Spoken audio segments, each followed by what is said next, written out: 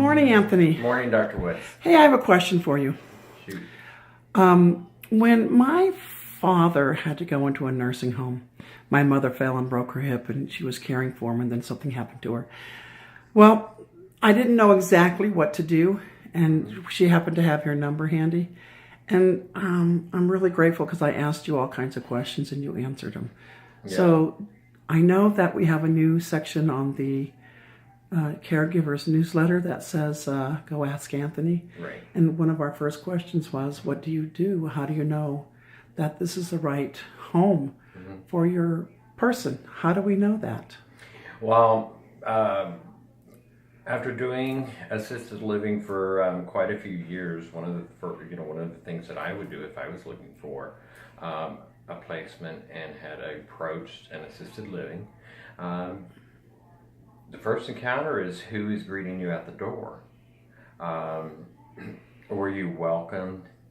Was there a sense of relief when you were greeted at the door, like someone is here, to help me understand, to help me navigate through the assisted living maze, because it can get difficult out there, and comprehending all of the terminology, all of the licensing that is out there in assisted living.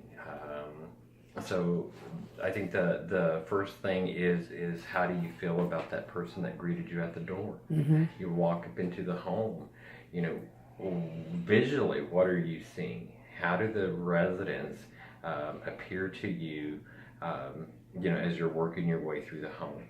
What is the interaction with the team of providers that is there, with those residents? Now, keep in mind when you're coming to an assisted living home that is at a smaller scale, keep in mind this is their home. This is, very much so as if they were prior to coming, to the assisted living. Were they actually getting up at 8 o'clock and done with their showers and done with breakfast all at 8 o'clock in the morning? Chances are not. That wasn't going on. But you want to see, the entire home.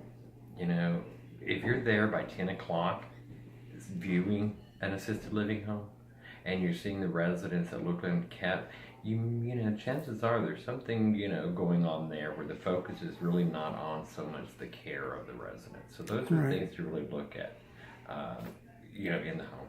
So I hear you want to check then, if I hear you correctly, look at who's greeting the door at the door, look at how well maintained the house is, and then look at the residents and how well maintained they are. Right, and you don't have to go and interact with the residents.